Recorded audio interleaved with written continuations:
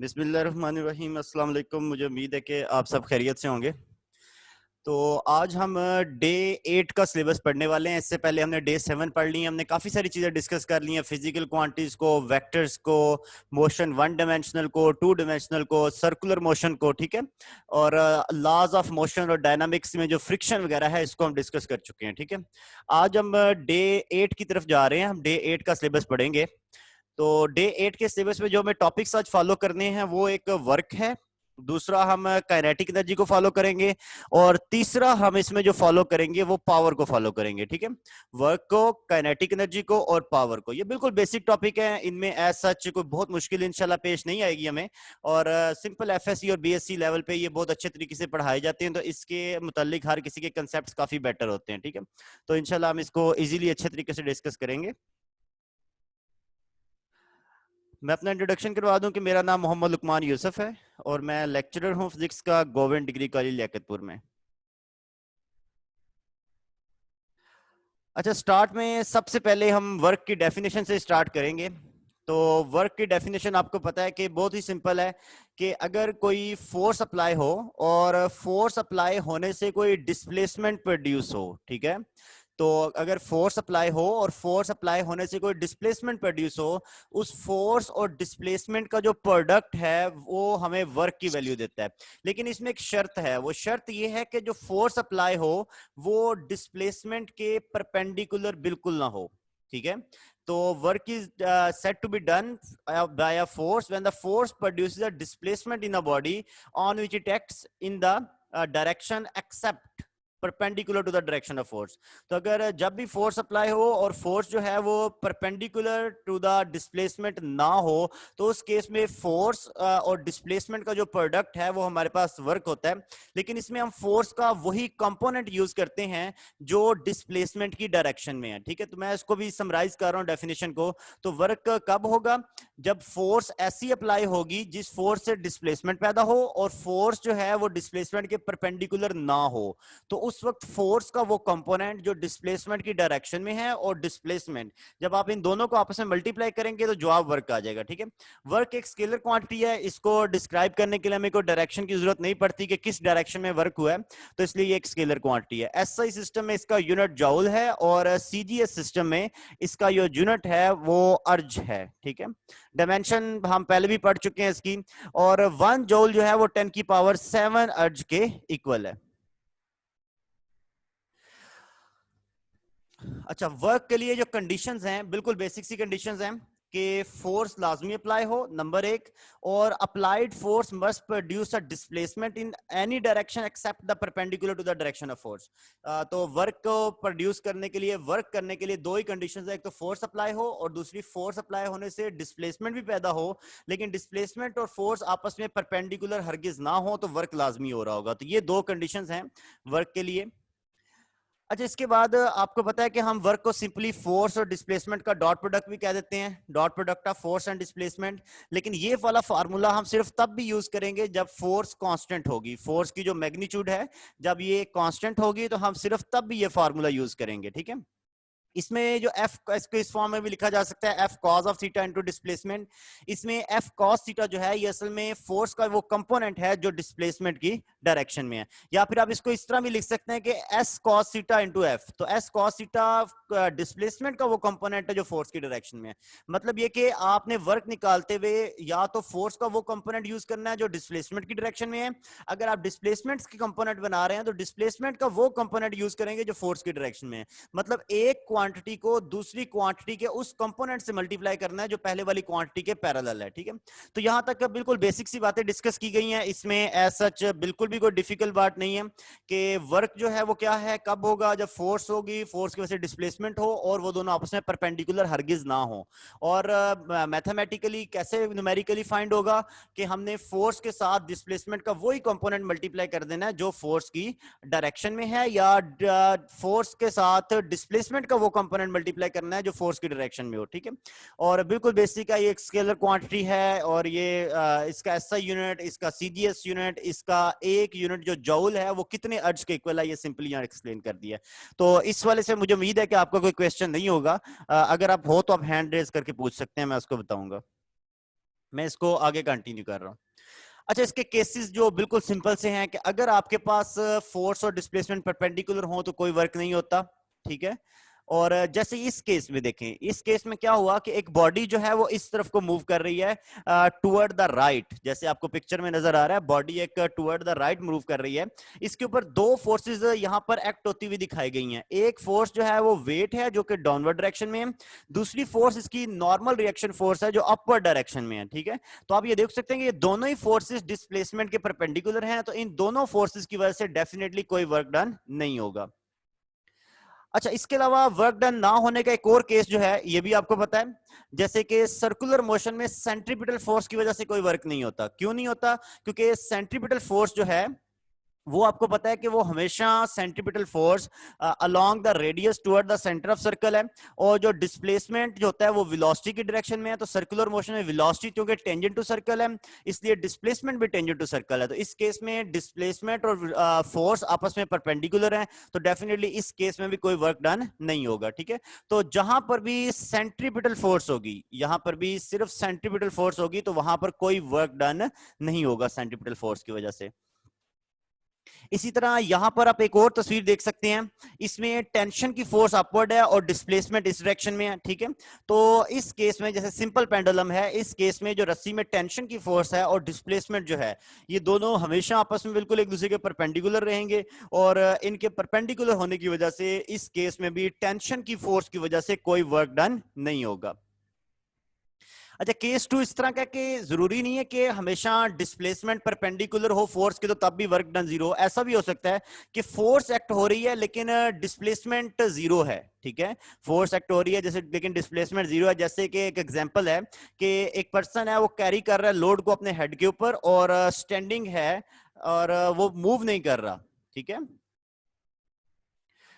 एक साहब जहाजेब साहब को वीडियो शो नहीं हो रही, क्या सबको वीडियो शो नहीं हो रही? मैं एक मिनट दोबारा चेक कर लेता हूँ, काइंडली मुझे एक मिनट के लिए ब्रेक दें, मैं चेक कर लेता हूँ। हो रही है शो सर, हो अच्छा, रही है शो, ठीक हो है, रही है सर, शो हो रही है थैंक यू। मैं सर। बस आवाज का थोड़ा ना, आवाज मध्यम है, आ सही रही है आवाज, लेकिन अच्छा थोड़ी सी ना मध्यम मध्यम है। प्लीज अगर थोड़ी सी अच्छा, चले मैं माइक को इसको करीब कर इसको रहे भी हो। देख लेता हूँ, मैं देख लेता हूँ, ठीक है। ये नेट का इशू होगा बारिश की वजह से, वैसे मुझे क्लियर आ रही है।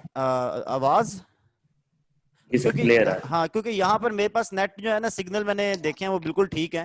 तो जहाजेब साहब आपकी मुझे भी वीडियो, सर आवाज और वो क्लियर आ रही है, आवाज भी पिक्चर भी। अच्छा थैंक यू। अच्छा जहाजेब साहब, इस तरह से है कि आपको मैंने आपकी वीडियो भी जो है वो भी ब्लॉक नहीं है, आपकी ऑडियो भी ठीक है, तो वीडियो आने में कोई इशू मुझे तो नहीं लग रहा। आप इसको खुद से चेक कर जहांगीर लें। साहब, इसमें सिस्टम में जाके ना, उधर सेटिंग में जाके उधर आवाज कम होगी, वहां से जो है ना आवाज ज्यादा कर लें आप। अच्छा, काइंडली माइक ऑफ कर दें।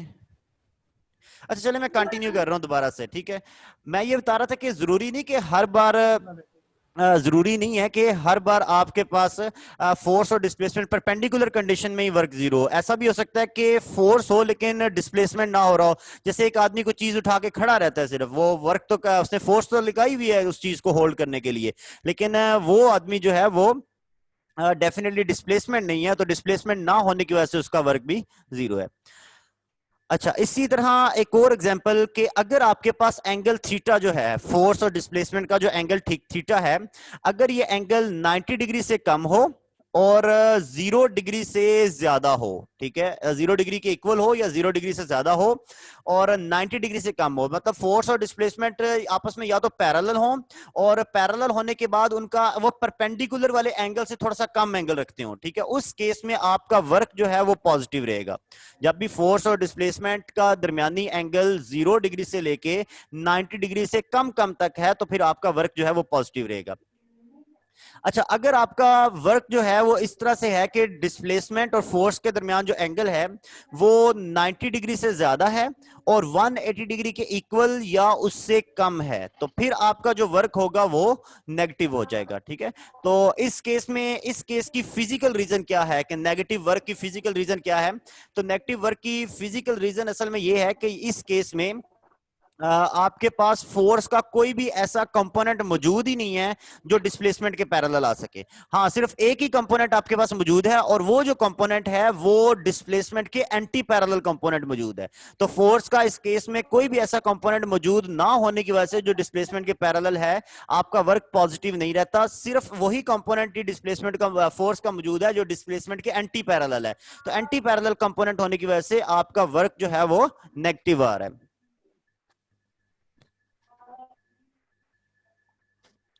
अच्छा, मैं इसको अब दोबारा आगे कंटिन्यू करता हूं। एक सेकंड, किसी का माइक ऑन है, काइंडली माइक ऑफ कर दें। मैंने पहले भी रिक्वेस्ट की थी जिसकी वजह से बार बार डिस्टरबेंस क्रिएट हो रही है। अगर आप मेरी आवाज सुन रहे हो तो। अच्छा, इसके बाद मैं आगे कंटिन्यू कर रहा हूँ इसको, इसके मजीद फर्दर पॉइंट्स को देखते हैं। अभी तक हमने कोई मुश्किल बात अभी तक तो ऐसे नहीं देखी, बिल्कुल बेसिक चीजें हैं।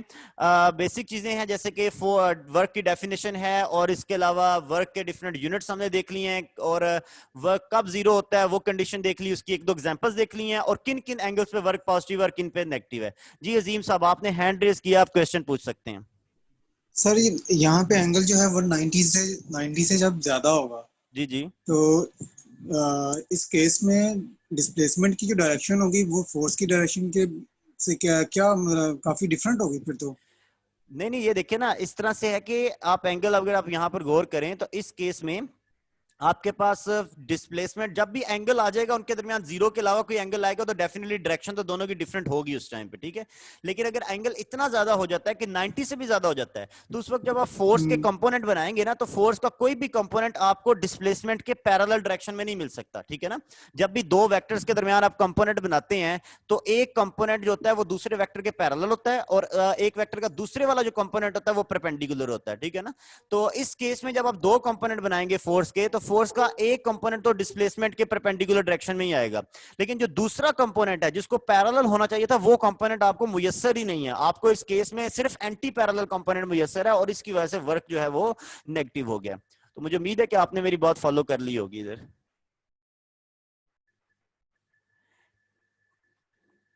अच्छा, इसके बाद है work done bye multiple forces. अगर एक से ज्यादा फोर्सेस एक्ट हो रही हैं तो उसका एक तरीका यह कि आप उन तमाम फोर्सेस का वेक्टर सम लें और वेक्टर सम लेने के बाद नेट फोर्स निकाल लें। नेट फोर्स, इस केस में इसका फिजिकल मीनिंग क्या बनेगा फिर इसका?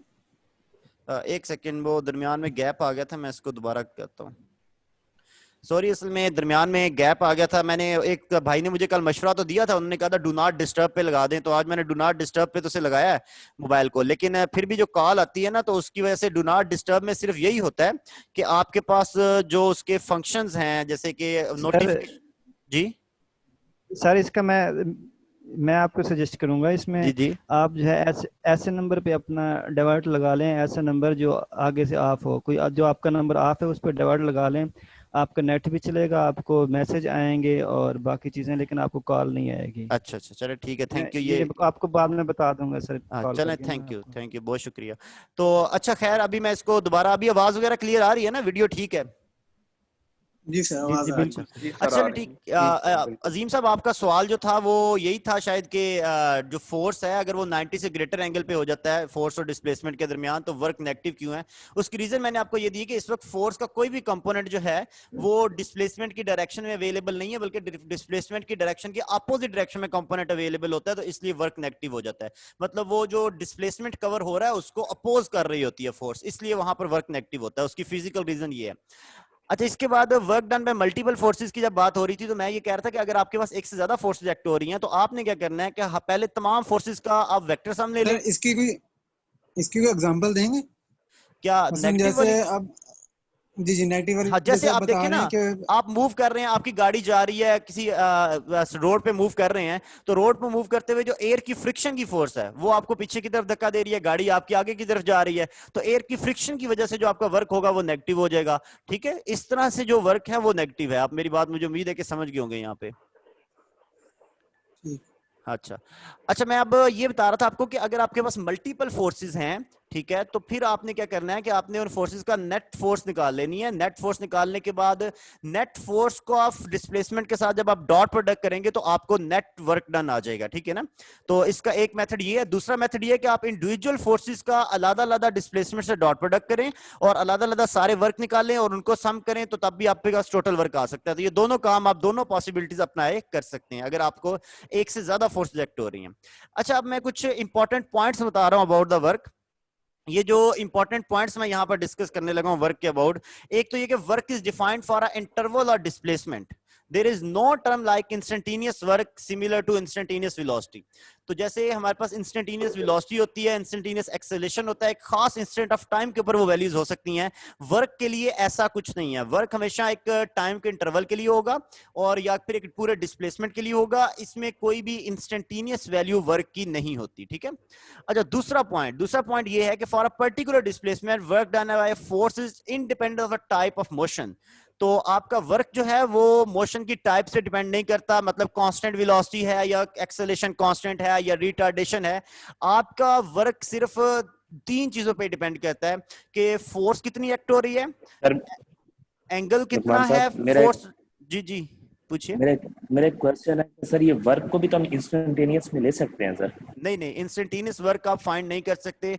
आपको कहीं पर भी फिजिकल कंसेप्ट में या कहीं पर किसी बुक में कभी इंस्टेंटेनियस वर्क नजर नहीं आएगा, ठीक है। वर्क सर ये हमेशा एफएससी के टॉपिक में, जी जिससे मैं यही कह रहा हूँ, जब वो मोर एक्यूरेट मेथड की तरफ जाता है तो वो कहता है पाथ को हम मजीद संभाल कर लेते ठीक हैं, है। यानी कि इतना संभाल कर देते हैं कि अप्रोचेस टू जीरो, जीरो तो नहीं होगा, हाँ लेकिन ठीक तब है। जाके लिमिट लगा के तब हम वर्क निकालते हैं सर। वो भी तो इंस्टेंटेनियस में मैं आ रहा मैं होता है आपको जब हम बताता उसे। हूँ। इंस्टेंट का मतलब होता है टाइम का एक छोटा इंटरवल लेना, एक टाइम के लिहाज से टाइम को इतना कम कर देना कि टाइम अप्रोचेस टू जीरो हो। इंस्टेंट का मतलब ये जी नहीं है सर। कि डिस्प्लेसमेंट कम कर दें, ये मतलब नहीं है इंस्टेंट का, ठीक है।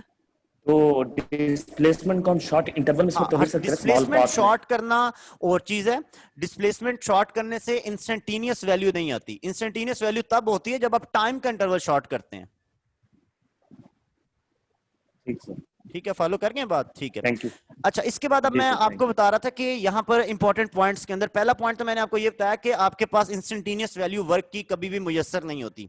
अच्छा, दूसरा पॉइंट ये है कि आपके पास जो वर्क है वो ये नहीं डिपेंड करेगा कि वेलोसिटी कांस्टेंट है या वेरिएबल है, या एक्सेलरेशन कांस्टेंट है वेरिएबल है, रिटार्डेशन है या नहीं है। आपका वर्क सिर्फ इस चीज पे डिपेंड करेगा कितना डिस्प्लेसमेंट कवर हुआ, फोर्स कितनी एक्ट की है, और इसके अलावा आपके पास उन दोनों के दरमियान एंगल कौन सा रहा, ठीक है। अगर तो फोर्स वेरिएबल है तो फिर आप उसके छोटे छोटे इंटरवल बनाएंगे और हर इंटरवल इतना छोटा होगा कि उस इंटरवल के अंदर अंदर फोर्स कांस्टेंट रहे, ठीक है। तो आपका जो वर्क है वो उसका ताल्लुक सिर्फ फोर्स से और डिस्प्लेसमेंट से और उनके दरमियानी एंगल से है, ठीक है। टाइप ऑफ मोशन यानी कि कांस्टेंट वेलोसिटी, वेरिएबल वेलोसिटी, इन चीजों पे वर्क का कोई रिलेशन नहीं है। अच्छा, इसके बाद कुछ और पॉइंट्स हैं, ठीक है। एक पॉइंट ये है कि displacement work is independent of time. जैसे मैं अभी पहले भी एक क्वेश्चन के आंसर में ये बात कर चुका हूं कि वर्क जो है वो टाइम पे डिपेंड नहीं करता, ठीक है। Work will be the same for the same displacement whether the time is taken small और लार्ज। जैसे सपोज आपको यहां से एक वर्क किया आपने कोई चीज पे, और वही वर्क आपने 5 मिनट में किया या फिर वही वर्क आप 2 दिन में कर रहे हैं, तो वर्क में आप टाइम को बेशक चेंज कर दें लेकिन वर्क की मैग्नीट्यूड पे फर्क नहीं आएगा, ठीक है। वर्क टाइम के इंटरवल पे डिपेंडेंट नहीं है, ठीक है। वर्क आपने वर्क ये देखना है कि फोर्स कितनी लग के कितना डिस्प्लेसमेंट कवर हुआ, उनके दरमियानी एंगल कितना था, लेकिन इस चीज पे वर्क डिपेंड नहीं करता कि कितने टाइम में वर्क हो रहा है, ठीक है। वो जब टाइम के लिहाज से देखेंगे तो वो पावर की तरफ हम मूव कर जाएंगे, ठीक है। वर्क का ताल्लुक सिर्फ और सिर्फ आपके फोर्स और डिस्प्लेसमेंट से है, टाइम के इंटरवल से नहीं है। अगर एक फोर्स लगा के आपने कुछ डिस्प्लेसमेंट 5 मिनट में कवर किया और वही फोर्स लगा के आपने वो डिस्प्लेसमेंट 2 दिन में कवर किया है, तो 5 मिनट वाला भी वर्क और 2 दिन वाला वर्क दोनों की मैग्नीट्यूड आपस में इक्वल होगी, ठीक है। अच्छा, इसके बाद एक और बहुत इंपॉर्टेंट पॉइंट है, पॉइंट नंबर 4 पे, कि when a several force acts, ठीक है। अगर एक ही टाइम पे एक से ज्यादा फोर्स एक्ट हो रही हैं, जैसे सपोज ग्रेविटी की फोर्स भी एक्ट हो रही है, फ्रिक्शन की फोर्स भी एक्ट हो रही है, नॉर्मल रिएक्शन फोर्स भी एक्ट हो रही है, 2-3 फोर्सेस एक की बॉडी पे एक्ट हो रही हैं एट अ टाइम। अगर आप हर इंडिविजुअल फोर्स का जो वर्क निकालते हैं वो वर्क दूसरी वाली फोर्स से इंडिपेंडेंट होगा। अगर आपके पास एक ही बॉडी सपोज ऊपर की तरफ जा रही है, तो ऊपर की तरफ जाती हुई बॉडी के ऊपर आपके पास एक तो ग्रेविटी की फोर्स एक्ट हो रही है, और दूसरा इसके अलावा एयर की जो फ्रिक्शन की फोर्स है सपोज वो डाउनवर्ड डायरेक्शन में एक्ट इफेक्ट हो रही है, तो अगर आप उसका ग्रेविटी वाला वर्क निकालेंगे तो ग्रेविटी वाले वर्क जो है वो एयर के फ्रिक्शन की वर्क की वजह से कोई इफेक्ट नहीं होगा। अगर फ्रिक्शन वाला वर्क निकालेंगे तो फिर उसका इफेक्ट ग्रेविटी की वजह से नहीं होगा, ठीक है ना। तो इंडिविजुअल फोर्स का जो आप वर्क निकालेंगे उसका इफेक्ट दूसरी फोर्स की वजह से उसके ऊपर नहीं होगा।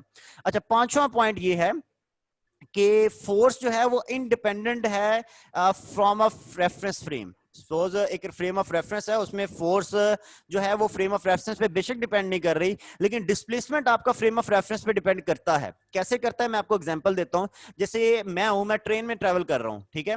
ट्रेन में ट्रैवल करते हुए मुझे कोई धक्का दे रहा है या मेरे पर कोई फोर्स लग रही है ट्रेन के फ्रेम ऑफ रेफरेंस के अंदर, ठीक है, तो मेरा डिस्प्लेसमेंट बहुत थोड़ा सा होगा। लेकिन कोई बंदा जो मुझे ट्रेन के फ्रेम ऑफ रेफरेंस से बाहर खड़ा होकर देख रहा है, ट्रेन के बाहर वाली साइड से देख रहा है, उसके लिहाज से मेरा डिस्प्लेसमेंट डिफरेंट होगा, ठीक है। मूविंग ट्रेन के अंदर वाले ऑब्जर्वर्स के लिहाज से मेरा डिस्प्लेसमेंट डिफरेंट होगा, बाहर वाले ऑब्जर्वर्स के लिहाज से मेरा डिस्प्लेसमेंट डिफरेंट होगा। इस तरह फ्रेम ऑफ रेफरेंस के चेंज होने की वजह से डिस्प्लेसमेंट की मैग्नीट्यूड में फर्क आ सकता है, और डिस्प्लेसमेंट की मैग्नीट्यूड में फर्क आने की वजह से वर्क में भी फर्क आ सकता है। इसलिए वर्क जो है वो फ्रेम ऑफ रेफरेंस पे डिपेंडेंट है, ठीक है। वर्क जो है वो फ्रेम ऑफ रेफरेंस पे डिपेंडेंट है। जैसे एक ही बस में बहुत सारे लोग ट्रेवल कर रहे हैं और मैं बस के अंदर चलता हुआ थोड़ा पिछली सीट से चल के आगे वाली सीट पे गया हूं, तो बस के अंदर बैठे हुए लोगों के लिहाज से मैंने सिर्फ बस की लंबाई जितना ही डिस्प्लेसमेंट ट्रेवल किया, लेकिन जो बंदा बस के बाहर खड़ा होकर मुझे देख रहा है उसके लिहाज से मेरा डिस्प्लेसमेंट डेफिनेटली बहुत ज्यादा हो जाएगा, ठीक है। तो ये बात करने का मकसद ये है कि डिस्प्लेसमेंट जब रेफरेंस फ्रेम पे डिपेंडेंट है तो आपके पास जो वर्क है वो भी रेफरेंस फ्रेम पे डिपेंडेंट है। तो यही पॉइंट लिखा है कि work done by a force can be different in different reference frame, ठीक है। अच्छा, इसके बाद वर्क का फैक्ट यूजुअली ये है कि जब भी हम लीनियर मोशन की बात करते हैं, ठीक है, तो आपके पास वर्क करने से काइनेटिक एनर्जी में चेंज आता है, ठीक है। वर्क का फैक्ट ये है कि ये kinetic energy of the system में चेंज कर देता है, लेकिन डिपेंड करता है कि सिस्टम अगर इस तरह का है कि उसमें पोटेंशियल एनर्जी में चेंज आएगा, जैसे स्प्रिंग की फोर्स वाला सिस्टम है, तो फिर डेफिनेटली वर्क करने से उसमें पोटेंशियल एनर्जी में भी चेंज आ सकता है। या ग्रेविटेशनल फील्ड है तो उसमें वर्क करने से ग्रेविटेशनल पोटेंशियल एनर्जी में भी चेंज आ सकता है। लेकिन जनरली कंसेप्ट ये है कि वर्क करने से काइनेटिक एनर्जी में चेंज आएगा, ठीक है। और वर्क डन जो होता है वो हमेशा कोई ना कोई सोर्स या एजेंट वो करता है जो फोर्स लगा रहा है, वो वर्क डन कर रहा है। अगर आपसे पूछे कि कौन वर्क डन कर रहा है, तो जो फोर्स अप्लाई कर रहा है वर्क डन भी वो ही कर रहा है, ठीक है।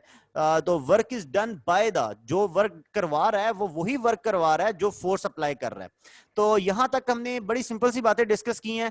हमने वर्क की डेफिनेशन, उसकी थोड़ी सी फिजिकल सिग्निफिकेंस पढ़ ली है, मल्टीपल फोर्सेस के बारे में, और इंपॉर्टेंट पॉइंट्स कुछ देखे हैं कि वर्क जो है वो इंस्टेंटेनियस वैल्यू नहीं है, वो टाइप ऑफ मोशन पे डिपेंड नहीं करता। अगर एक ही टाइम पे बहुत ज्यादा फोर्सेस लग रही हैं, ठीक है, तो हर फोर्स का वर्क दूसरी फोर्स से इंडिपेंडेंट होगा। टाइम के इंटरवल से भी वर्क इंडिपेंडेंट है, लेकिन फ्रेम ऑफ रेफरेंस के ऊपर डिपेंडेंट है, ठीक है। और work change in kinetic energy करता है। और ये छोटे से पॉइंट्स थे। और जो एजेंसी या जो एजेंट फोर्स अप्लाई करेगा वर्क भी उसी की वजह से हो रहा होगा, वर्क डन बाय दैट, ठीक है। और यहां तक कोई मुश्किल बात नहीं है, अगर कोई क्वेश्चन हो तो आप पूछ सकते हैं। अच्छा, यहां पर मैंने आपको यूनिट्स कुछ शो हो रहे होंगे स्क्रीन के ऊपर। आपको पता है जॉल इसका एसआई यूनिट है, अर्ज इसका सीजीएस यूनिट है। तो 1 जॉल 10 की पावर 7 अर्ज के इक्वल है, ठीक है। इसी तरह वर्क या एनर्जी का यूनिट होता है इलेक्ट्रॉन वोल्ट। इलेक्ट्रॉन वोल्ट जो है वो 1.6 मल्टीप्लाई बाय 10 की पावर -19 जॉल। और किलोवाट आवर भी एक वर्क या एनर्जी का एक कमर्शियल यूनिट है, जो कि 3.6 मल्टीप्लाई बाय 10 की पावर 6 जॉल। और एक और यूनिट हम इसका यूज करते हैं कैलोरीज, ठीक है। जो कैलोरी है ये 4.18 जॉल के इक्वल है। तो यहां तक अभी हमने सिंपल वर्क को डिस्कस किया, उसके कुछ पॉइंट्स देखे हैं और उसके यूनिट्स को डिस्कस कर लिया। तो मैं इसको अब आगे कंटिन्यू करता हूं, लेकिन उससे पहले अगर आपको अर्ज और जॉल में रिलेशन फाइंड करना आपने सीखना है, तो आप इस तरह फाइंड कर सकते हैं कि 1 जॉल जो है वो 1 न्यूटन मल्टीप्लाई बाय मीटर है। 1 न्यूटन आपको पता है कि 10 की पावर 5 डायन के इक्वल होता है। 1 मीटर 10 की पावर 2 सेंटीमीटर के इक्वल होता है। तो ये 10 की पावर 7 डायन सेंटीमीटर बन जाएगा। और डायन सेंटीमीटर जो है ये अर्ज है, तो इस तरह 1 जॉल 10 की पावर 7 अर्ज के इक्वल है, या 1 अर्ज 10 की पावर -7 जॉल के इक्वल है। अच्छा, इसी तरह अब आपके साथ मैं कुछ छोटे से एमसीक्यूज को शेयर करूंगा। जैसे ये तस्वीर आपको नजर आ रही है, इसमें कोई टावर है जिसकी लंबाई 100 मीटर है। इस 100 मीटर के टावर के ऊपर खड़े होके मैंने कोई ऑब्जेक्ट है जिसकी स्पीड 10 मीटर पर सेकंड से 2 किलोग्राम के ऑब्जेक्ट को मैं थ्रो कर रहा हूं। तो थ्रो करने के लिए काफी सारे पाथ्स हैं, एक 1 वाला है, एक 2 वाला है, एक 3 वाला है और एक 4 वाला है। काफी सारे पाथ्स हैं, ठीक है। तो किस पाथ में वर्क ज्यादा होगा और किस पाथ में वर्क कम होगा, तो ये आपसे क्वेश्चन मैं पूछ रहा हूं। तो इसमें इस तरह से है कि ये एक ग्रेविटेशनल फील्ड है, चाहे पाथ कोई भी हो, आखिरकार उस बॉडी ने मूव करके अपनी फाइनल पोजीशन पे ही आना है, ठीक है। उसने इनिशियल से फाइनल पोजीशन की तरफ जाना है। इनिशियल और फाइनल पोजीशन अगर सेम है तो डेफिनेटली एक कंजर्वेटिव फील्ड होगा, और कंजर्वेटिव फील्ड में आप एफएसजी में पढ़ा चुके हैं कि वर्क जो है वो पाथ पे डिपेंड नहीं करता। तो इस केस में आपके पास कोई भी बॉडी हो तो वो डिफरेंट पाथ फॉलो कर सकते हैं, लेकिन वो वर्क डन सबका सेम होगा। अच्छा, इसी तरह एक और क्वेश्चन है कि there is an elastic ball and a rigid wall, ठीक है। ball is thrown toward the wall, the work done by the normal reaction exerted by the wall on the ball, ठीक है। तो एक बॉल है आपके पास, आपने क्या किया, आपने उस बॉल को आपने क्या किया कि एक भाई मुझे कह रहे हैं सर न्यू सिम ले लें नेट के लिए। नेट तो ठीक है मेरे भाई, नेट के सिग्नल बिल्कुल ठीक है, कोई कॉल वगैरह आ जाती है तो उसके लिए डिस्टरबेंस हो जाती है, ठीक है। हाँ, अगर आपके पास नेट खराब है तो आप जरूर सिम खरीदें अपनी। अच्छा, इसके बाद मैं इलास्टिक बॉल के बारे में बता रहा था कि बॉल है और उस बॉल को हम किसी दीवार पे मार रहे हैं, ठीक है। दीवार रिजिड दीवार है बिल्कुल। तो जब बॉल दीवार से टकराएगी तो डेफिनेटली वो जो बॉल है उसके ऊपर दीवार की एक नॉर्मल रिएक्शन फोर्स एक्ट होगी, ठीक है। तो सवाल ये है कि वो नॉर्मल रिएक्शन फोर्स की वजह से वर्क कितना होगा, वर्क पॉजिटिव होगा, नेगेटिव होगा, जीरो होगा, क्या वर्क होगा? तो इसके बारे में आप राय दें, मैं इंतजार कर रहा हूं आपका।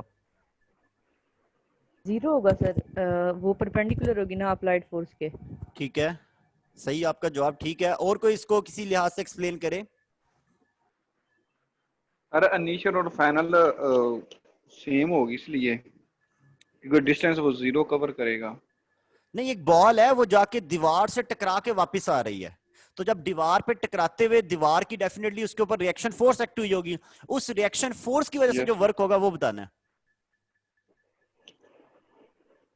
सर उसका डिस्प्लेसमेंट जो है जीरो हो जाएगा सर, इसलिए उसका वर्क जीरो होगा सर, ठीक है, क्योंकि वो अपनी इनिशियल पोजीशन पे वापस आ जाएगा सर। अच्छा चलें ऐसे बात सुने, सपोज बॉल गई और दीवार से टकरा के वो दोबारा अपनी इनिशियल पोजीशन पर वापस नहीं आई, अभी दरमियान के रास्ते में है, ठीक है ना, मतलब इनिशियल पोजीशन से अभी तक वापस नहीं पहुंची, बिल्कुल दरमियान में है, यानी कि गई बॉल दीवार से टकराई, टकरा के भी दरमियान में है, तो उस वक्त वर्क कितना होगा? क्या वहां पर भी वर्क जीरो होगा? नो सर, वहां पे नेगेटिव होगा। जीरो नहीं होगा। हाँ, सर, क्या होगा? negative positive negative? नेगेटिव होगा सर, नेगेटिव होगा, ठीक है। क्योंकि सर उन दोनों की डायरेक्शन एंटी पैरेलल हो चुकी है। अच्छा, मैं आपको एक बात बताऊं, वर्क जो होता है ना, ये डिपेंड करता है, ये वर्क तब होता है जब फोर्स एक्ट हो रही होगी, ठीक है। आप मेरी बात गौर से सुनिएगा, वर्क तब होता है जब फोर्स एक्ट हो रही हो, ठीक है। जब तक फोर्स एक्ट होती रहेगी वर्क भी होता रहेगा, ठीक है। और जब फोर्स एक्ट होना बंद हो जाएगी, जब फोर्स एक्ट होना बंद हो जाएगी तो वर्क भी नहीं होगा। एक सेकंड में चैट में देख लूं कुछ, ठीक है। अच्छा, खैर आप लोगों ने अच्छा किया, अपनी राय दी है। मैं यहाँ पर बताना ये चाह रहा हूं कि वर्क जो है ना, ये डिपेंड करता है कि फोर्स कब तक एक्ट हो रही है। जब तक फोर्स एक्ट होती रहेगी तब तक वर्क को कंसीडर किया जाएगा।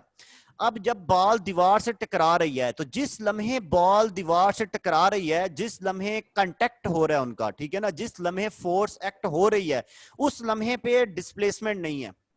आप देखें कि जब बॉल ने दीवार को टक्कर मारी ना, तो फोर्स किस टाइम पे एक्ट हुई कि जिस टाइम के ऊपर दोनों आपस में इंटरेक्ट हुए थे। तो जब इंटरेक्ट हुए थे दोनों, बॉल और दीवार आपस में कोलाइड हुए थे, उस लम्हे के ऊपर, ठीक है, उस लम्हे के ऊपर आपका जो डिस्प्लेसमेंट है वो जीरो था। जिस टाइम पर फोर्स एक्ट हुई थी उस टाइम पर डिस्प्लेसमेंट जीरो था, ठीक है। इसीलिए जब फोर्स एक्ट हुई थी तो तब डिस्प्लेसमेंट नहीं था, इसलिए वर्क डन जीरो होगा। इसकी जो एग्जैक्ट रीजन है, यहां पर आप जैसे एक किसी ने पहले ये बताया कि परपेंडिकुलर डायरेक्शन के बारे में, तो मैं ये बता दूं कि नॉर्मल डायरेक्शन में अब बॉल ने भी जाके दीवार से टकराई और उसी तरह वापस आई, तो जिस डायरेक्शन में नॉर्मली दीवार से बाहर की तरफ फोर्स एक्ट हुई है, बॉल की मोशन भी उसी डायरेक्शन में है, तो इसलिए इसमें परपेंडिकुलर वाला कंसेप्ट नहीं है। इसमें रीजन ये है कि इसमें फोर्स जो है वो कांटेक्ट फोर्स है।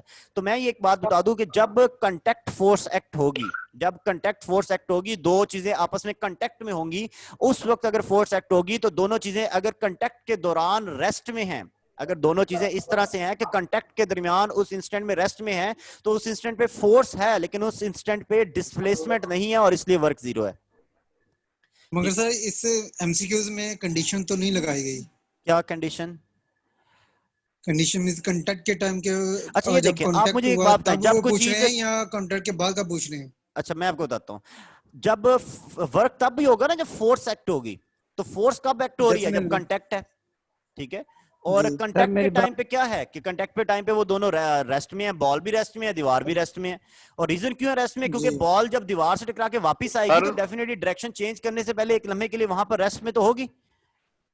जी जी सर बिल्कुल। बात ये हो रही है कि बॉल जाएगी टकरा के फिर वापस आएगी, ठीक है। तब आपने जो है ना वर्क का पूछे दरमियान सर में, उसके बाद सपोज उधर उधर सर जाके टकराती नेगेटिव है फिर वापस आती है, तो इट मीन उसके ऊपर फोर्स है, तो वो बॉडी मूव कर रही है। इट मीन्स के उसमें फोर्स तो होगी और डिस्प्लेसमेंट भी कवर कर रही है। अगर आप बात कर रहे हैं इन कंटेक्ट वाली वहां पे वॉल के ऊपर, तब तो जीरो हो सकता है, अदरवाइज तो वो जीरो नहीं हो सकता। अच्छा देखें सर, मैं आपको बताता हूँ। सपोज जब वापस आ रही है टकरा के, दीवार से टकरा गई, टकराने के बाद वापस आ रही है, जब वापस आ रही है तो उस डिस्प्लेसमेंट के दौरान उसके ऊपर फोर्स एक्ट हो रही है। सर बॉडी मूव कर रही है, इट मीन्स के उसके फोर्स है। नहीं, वो फोर्स उसके ऊपर तब ही एक्ट हुई थी जब कांटेक्ट पे थी, ठीक है। जब सर कांटेक्ट में फोर्स थी की तब। मैग्नीट्यूड तो है ना, फोर्स की मैग्नीट्यूड है तो बॉडी सर मूव मेरी कर बात रही है सुने, ना। मैं आपको दोबारा रिपीट करता हूँ कि अगर सपोज, मैं आपको रिपीट करता हूँ बात, एक चीज है मेरे पास, उसके ऊपर मैंने एक्सक्यूज फोर्स मी लगाई, सर। जिस लम्हे पे मैंने फोर्स लगाई है ना, उस लम्हे पे मैंने डिस्प्लेसमेंट नहीं दिया। जिस लम्हे फोर्स एक्ट कर ठीक रहा है, हूं उस लम्हे के ऊपर डिस्प्लेसमेंट नहीं दे रहा, तो उसका वर्क जीरो होगा, ठीक है। हाँ, उसके बाद ठीक हो अगर वो गया मूव सर। कर रही है तो तब बेशक, तब तो फोर्स नहीं है। फोर्स तो तब एक्ट हुई ना जब दीवार के ऊपर कांटेक्ट के टाइम पे दोनों एक दूसरे को कांटेक्ट कर रहे थे, तब फोर्स एक्ट हुई। और कांटेक्ट के टाइम पे तो डिस्प्लेसमेंट जीरो था, तो जब कांटेक्ट के टाइम पे डिस्प्लेसमेंट सर जीरो था तो इसका वर्क जो था वो जीरो है। सर मेरा सर क्वेश्चन ये है कि एक और बनता है। मूव कर रही है, इट मींस कि वो विदाउट फोर्स मूव कर रही है। सर देखें, सर मैं आपको दोबारा बताता हूँ एक कि और फोर्स जब एक्ट हो गई उसके बाद उसमें उसके अंदर फोर्स, जब जिस टाइम पर फोर्स एक्ट हो रही है उस टाइम पर डिस्प्लेसमेंट जीरो है डेफिनेटली। जब आपने उसको दीवार की तरफ फेंका तब भी आपने उसके ऊपर फोर्स लगाई है, उसके अंदर एक काइनेटिक एनर्जी आपने दी है, ठीक है। दीवार से इलास्टिकली टकरा गई, अब इलास्टिकली टकराने के बाद उसकी काइनेटिक एनर्जी बिल्कुल भी वेस्ट नहीं हुई, उसने उसी काइनेटिक एनर्जी से वापस भी आना है। तो इसको आप इस तरह भी समझ लें कि देखें, जब बॉल पर जाके दीवार से टकराई और टकरा के वापस आई, तो जाने में और टकरा के वापस आने में अगर इलास्टिकली कोलिजन है तो दीवार तो फिक्स है, तो डेफिनेटली बॉल की भी काइनेटिक एनर्जी में चेंज नहीं आएगा। इलास्टिक कोलिजन में आपको पता है कि काइनेटिक एनर्जी चेंज नहीं होती, जब बिल्कुल काइनेटिक बिल्कुल एनर्जी में चेंज नहीं आएगा तो वर्क डन तो नहीं होगा, ठीक है। सर बिल्कुल एक सही। और बात जी मैं जी। सर ये करना चाहता हूँ, जब बॉल टकरा के वापस आती है, बॉल अपना डिस्प्लेसमेंट एक्स एक्सिस के अलॉन्ग कवर अप कर रही है, ठीक लेकिन है। फोर्स डाउनवर्ड मूव कर रही है, तो इनके दरमियान भी तो एंगल 90 डिग्री बन रहा है। हाँ, आप जो बात कर रहे हैं ना, आप ग्रेविटी की बात कर रहे हैं, आप ग्रेविटी के लिहाज से बयान ठीक कर रहे हैं आपका कंसेप्ट। मैं जो बात कर रहा हूँ वो नॉर्मल फोर्स के लिहाज से है। तो आप इसको मजीद ठीक है भी, सर। आप देखिए लेक्चर के बाद ना, आप इसको नेट पे सर्च कीजिएगा कि जो कांटेक्ट फोर्सेस होती हैं, कांटेक्ट मतलब जो एक दूसरे के साथ जब बॉडी टकराते हुए जब फोर्सेस होती हैं, जिस टाइम पर बॉडी रेस्ट में हो और एक दूसरे पे फोर्स एक्सर्ट कर रही हो, तो उस टाइम के ऊपर उन कांटेक्ट फोर्सेस का जो वर्क है ना वो जीरो होता है, ठीक है। अच्छा, सर इसके ये बाद वैसे भी तो जीरो ही होगा, जी जी। क्योंकि कंटेक्ट जब वो उसे टकरा कर वापस आ रही है, वापस आई है, उस टाइम फोर्स तो वहीं रहेगी, फोर्स बार लगी ही नहीं दोबारा। वह दूसरी बात है कि बॉल आगे मूव करके चली गई है, मगर उस दौरान उसके ऊपर फोर्स तो नहीं लग रही उस पाथ के दौरान, जी इसलिए जी तब भी ठीक। हम कह सकते हैं तब भी वर्क डन जीरो है।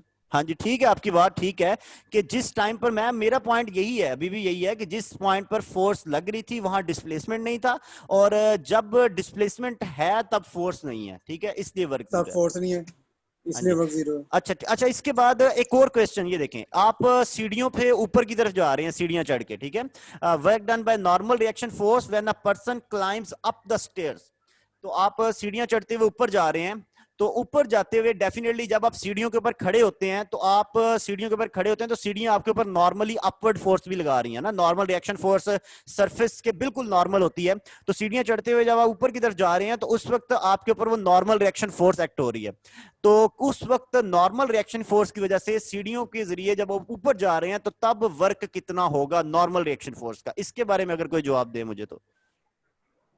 अब भी जीरो होगा। हाँ, अब भी जीरो होगा, बिल्कुल ठीक है, क्योंकि जिस टाइम पर आपका पांव उस सीढ़ी के ऊपर है, उस टाइम पर आपका पांव रेस्ट में है, तो उस टाइम पर नॉर्मल रिएक्शन फोर्स है। लेकिन जैसे ही आपने पांव अपना सीढ़ी से उठा लिया ऊपर, एक पांव आपने ऊपर उठा लिया, जैसे ही सीढ़ी से पांव ऊपर उठा लिया, तब आप डिस्प्लेसमेंट कवर कर रहे हैं, लेकिन तब आपके पास नॉर्मल रिएक्शन फोर्स नहीं है। तो जिस टाइम पर आपके पास नॉर्मल रिएक्शन फोर्स थी तब डिस्प्लेसमेंट नहीं था, और जिस टाइम पर डिस्प्लेसमेंट कवर कर रहे हैं तब नॉर्मल रिएक्शन फोर्स नहीं है, तो इसलिए नॉर्मल रिएक्शन फोर्स की वजह से इस केस में भी वर्क डन जो होगा वो जीरो होगा, ठीक है। अच्छा चलें, सर एक कोई और। ऐसी कंडीशन है जी जी सर कोई ऐसी कंडीशन है जिसमें वर्क डन नेगेटिव हो, सर, मैंने ऐसा काफी मुमकिन होता है? पहले भी एक एग्जांपल दी थी कि फ्रिक्शन की वजह से जो वर्क डन है वो नेगेटिव है। अगर आप किसी चीज को अपवर्ड थ्रो कर देते हैं जी तो जी ग्रेविटी की वजह से जो वर्क है वो जी भी जी नेगेटिव है। सर मैं इसकी एग्जांपल देना चाहूंगा। अगर जी जी रॉकेट की देखें तो रॉकेट जो है सर अपवर्ड डायरेक्शन में डिस्प्लेसमेंट कवर अप करता है और उसकी फोर्सेस डाउनवर्ड कर रही हैं, ये भी एंटी पैरेलल होने की वजह से ये भी हाँ वर्क जी, डन ठीक नेगेटिव है, नहीं होगा। आपकी बात भी ठीक है। रॉकेट जब अपवर्ड मूव कर रहा है तो रॉकेट के ऊपर जो ग्रेविटी की फोर्स है वो डाउनवर्ड है, उसकी वजह से उसका नेट जो ग्रेविटी की वजह से जो वर्क है वो जीरो है। हाँ, अगर रॉकेट की अपनी इंपल्सिव फोर्सेज जो रॉकेट के अंदर से जो फ्यूल बर्न होने की वजह से जो उसके ऊपर फोर्स लग रही है उसका जो वर्क होगा वो पॉजिटिव होगा। ठीक है, जो रॉकेट के ऊपर अपनी थ्रस्ट की फोर्स है, थ्रस्ट की फोर्स का वर्क पॉजिटिव होगा, लेकिन ग्रेविटी की फोर्स का वर्क जो होगा वो नेगेटिव होगा। अच्छा, यहां पर एक आपके सामने तस्वीर शो हो रही है। ठीक है, इस तस्वीर में आप देख सकते हैं कि 20 किलोग्राम का एक मैस है, उसके साथ एक 10 किलोग्राम का मैस है। इन दोनों मैसेज को हमने 120 न्यूटन की फोर्स लगाई, 120 न्यूटन की फोर्स लगा के 100 मीटर के डिस्प्लेसमेंट पे ले आए हैं। तो अगर मैं आपसे पूछूंगा, मुझे सिर्फ ये बताएं कि 10 किलोग्राम वाले पे वर्क कितना हुआ। 10 किलोग्राम वाले पे वर्क जो है वो कितना वर्क हुआ 10 किलोग्राम वाले पे। तो 10 किलोग्राम वाले पे वर्क कैसे फाइंड होगा, इसके बारे में कोई आइडिया मुझे दे।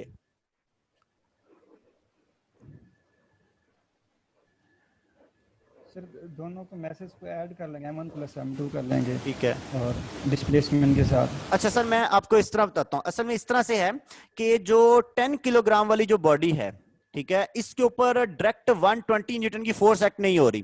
10 किलोग्राम वाली बॉडी पे जो फोर्स एक्ट हो रही है वो 20 किलोग्राम वाली की जो रिएक्शन फोर्स वो एक्ट हो रही है। यानी कि जैसे 20 किलोग्राम वाला जो 10 किलोग्राम वाले को आगे धक्का देगा वो फोर्स 10 किलोग्राम वाले पे एक्ट होगी। तो पहले आप 10 किलोग्राम वाले पे एक्ट होने वाली फोर्स निकालें। जब वो फोर्स फाइंड हो जाएगी तो उसको फिर आप डिस्प्लेसमेंट से मल्टीप्लाई करें तो आपके पास आंसर आ जाएगा। देखिए, मैं अभी इसको सोल्यूशन इसका शो कर देता हूं। तो 10 किलोग्राम वाले पे जो फोर्स एक्ट होगी वो 20 किलोग्राम वाले की नॉर्मल रिएक्शन फोर्स होगी। ठीक है, पहले आप क्या करेंगे, पहले आप इसका पूरे का 10 किलोग्राम वाले का एक्सेलरेशन फाइंड करें।